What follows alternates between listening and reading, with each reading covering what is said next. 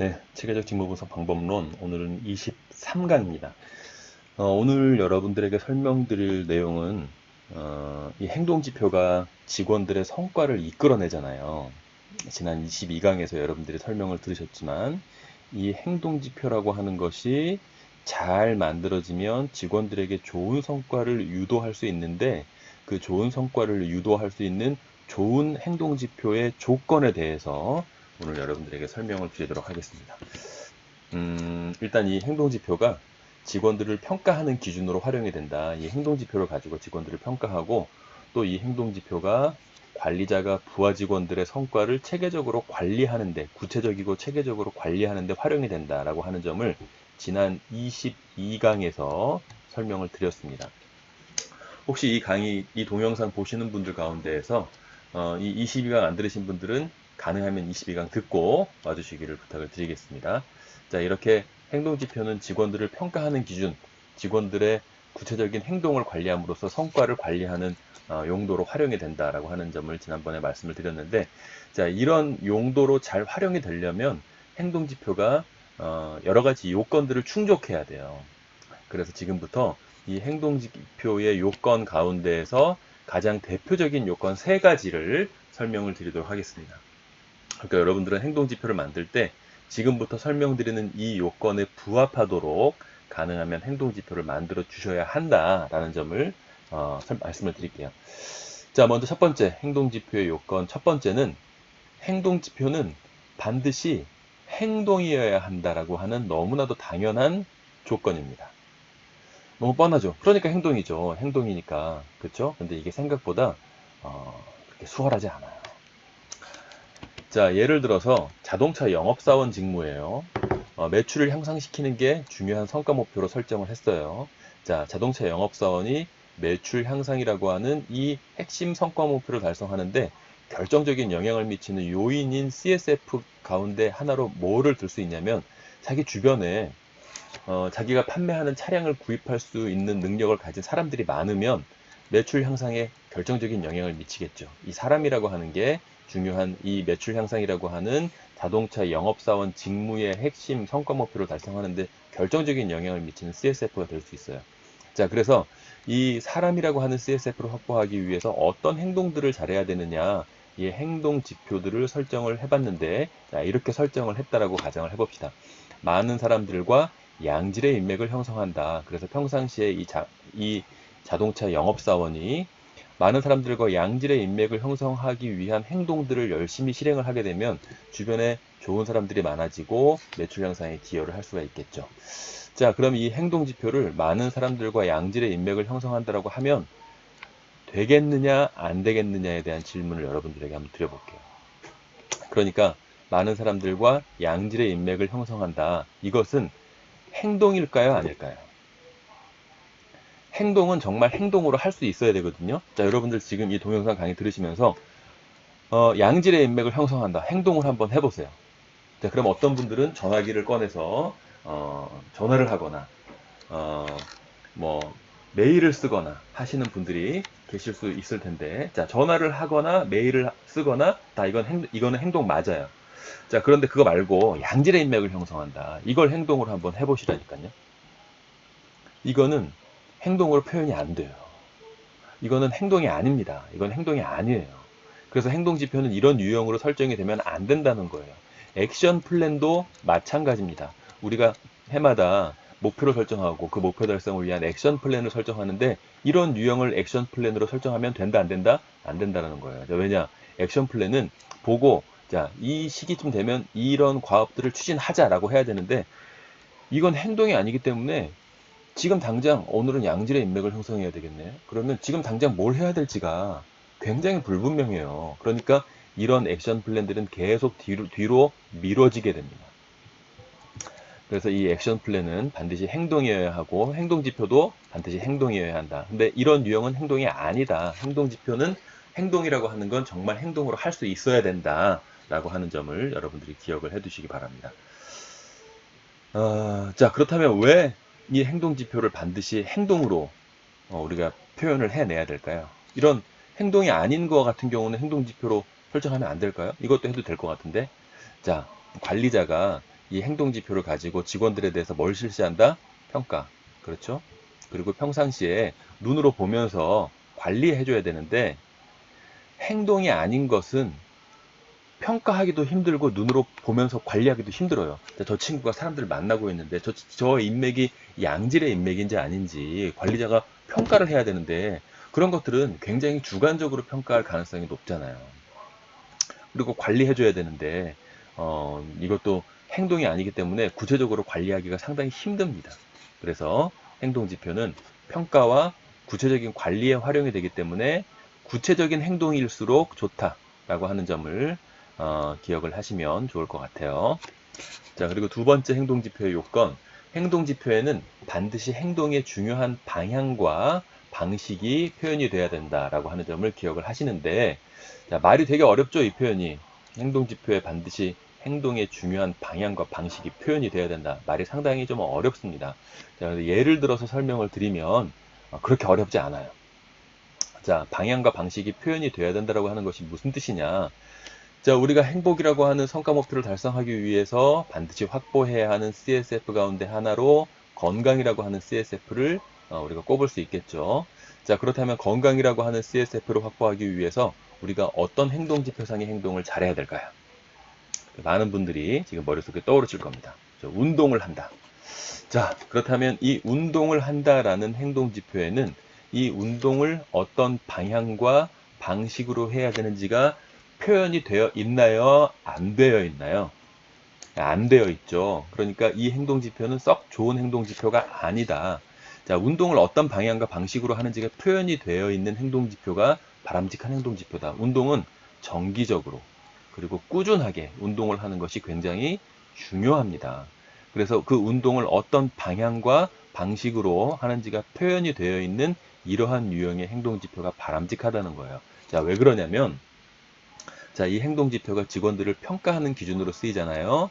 자, 그런데 만약에 행동지표를 이것으로 설정을 했어요. 운동을 한다. 방향과 방식이 표현이 되어 있지 않는 운동을 한다라고 행동지표를 설정을 했습니다.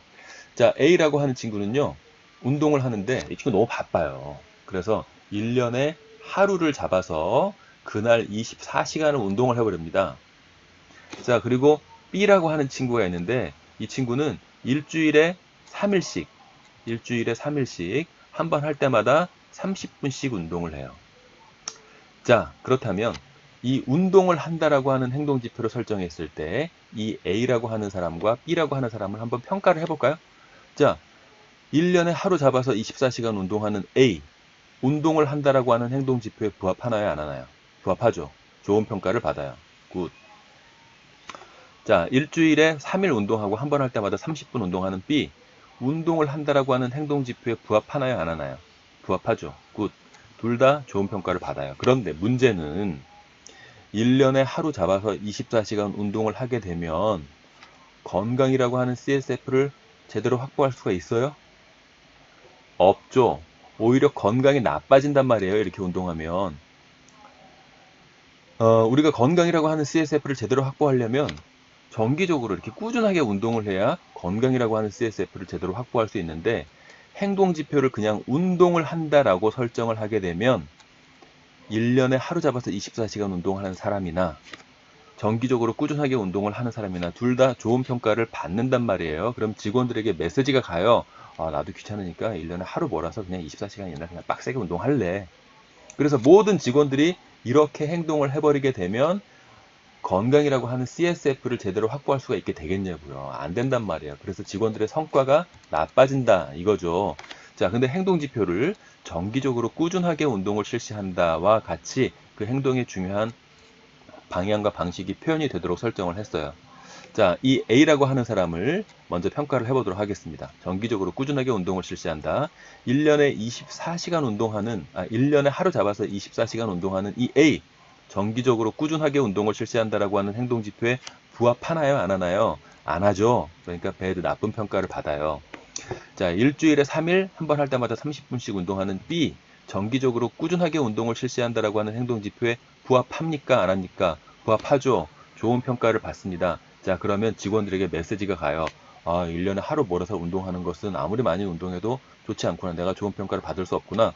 나도 정기적으로 일주일에 몇 시간씩 꾸준하게 운동을 해야지. 그래야 내가 좋은 평가를 받지라고 해서 직원들에게 바람직한 행동의 패턴을 유도할 수가 있어요. 그래서 건강이라고 하는 CSF를 확보할 수 있도록 도움이 되는 행동을 유도를 하는 거죠.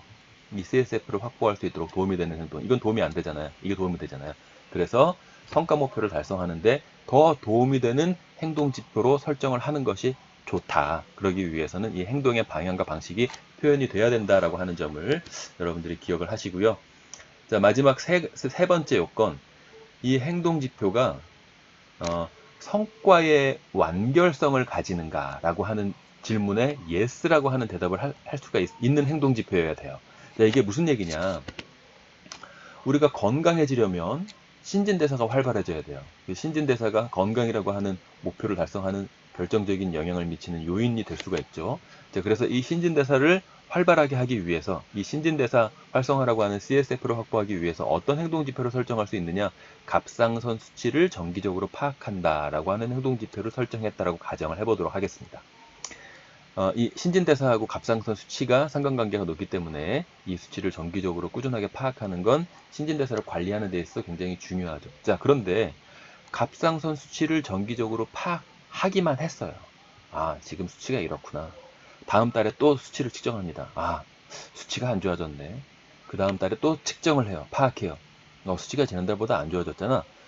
더 안 좋아졌잖아. 이렇게 파악하기만 하면 신진대사가 활발해집니까? 그렇지 않잖아요. 그냥 파악하기만 하는 것으로는 신진대사가 활발해져서 건강해질 가능성이 높지가 않아요. 그렇다면 어디까지 나가줘야 되느냐? 갑상선 수치를 정기적으로 파악해서 만약에 그 수치에 이상이 있을 경우에 즉시 의사한테 통보하고 필요한 조치를 취했을 때 신진대사를 더 활발하게 만들 수 있고 우리가 건강해질 수 있는 그런 방법이 되는 거죠. 여기서 끝나면 좋아지는 게 없어요. 수치를 파악해서 그 수치를 가지고 뭔가를 했을 때, 이런 것들을 했을 때 실제 신진대사 활성화에 도움이 될 수 있는 거죠. 자, 이런 유형의 대표적인 유형이 어떤 것들이 있는데 실전에서 자, 인사 담당자가 직원 만족도를 높이기 위해서 행동 지표를 설정했어요. 직원들의 니즈를 조사한다. 직원들이 회사에 대해서 이런 니즈를 가지고 있구나. 일에 대해서 이런 니즈를 가지고 있구나. 조사해요. 조사만 했어요. 그 뒤에 아무것도 안 했어요. 그냥 조사만 한 거죠. 이 행동 지표에 충실하게. 좋아지는 게 있습니까? 회사에? 없잖아요. 행동 지표가 여기까지 나가줘야 된다는 거죠. 직원들의 니즈를 파악해서 그 니즈를 복리후생제도에 반영한다라던가 이렇게 성과에 실제 도움이 되는 행동까지 가줘야 돼요. 행동 지표가. 그래야지만 직원들이 이 부분까지 실제 성과를 만들어내는 부분까지 행동을 할 수가 있다는 거죠. 이런 행동을 유도할 수가 있다는 거죠. 자, 마케팅 같은 경우는 행동 지표를 이렇게 설정했어요. 우리 회사의 인지도를 파악한다. 인지도 파악만 하고 아무런 조치도 취하지 않았어요. 그러면 회사에 좋아지는 게 있습니까? 그렇지 않잖아요. 우리 회사의 인지도를 파악해서 그 인지도를 높일 수 있는 적합한 계획을 수립했을 때 그리고 이 계획이 제대로 진행이 될 수 있도록 꾸준하게 관리했을 때 우리 회사의 인지도가 높아져서 상품 판매율을 높일 수가 있는 거죠. 그 부분까지 가져야 된다는 거예요. 성과의 완결성을 가지는 그 부분까지 가져야 더욱더 더 좋은 성과로 유도하는 바람직한 행동 지표가 된다는 거죠. 자, 이 점을 기억을 하시기 바랍니다.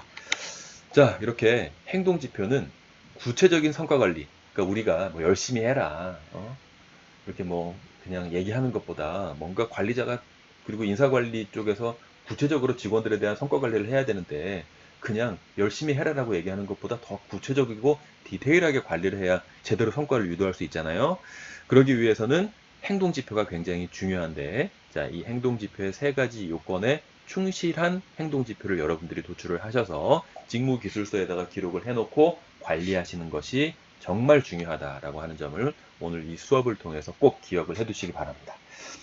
자, 궁금한 점 있으시면 이 아래 메일 주소로 질문을 주시기 바라겠고요. 페이스북 친구 신청하시면 더 편하게 여러분들이 구독을 하실 수가 있습니다. 그리고 이 유튜브에서 직접 여기 아래 보이시는 이 부분을 클릭하시면 구독하실 수가 있어요. 그러면 되게 편하게 구독이 가능하십니다. 자, 좋아요와 구독 꼭 눌러주시고 다음 24강에서 뵙도록 하겠습니다. 고생하셨습니다.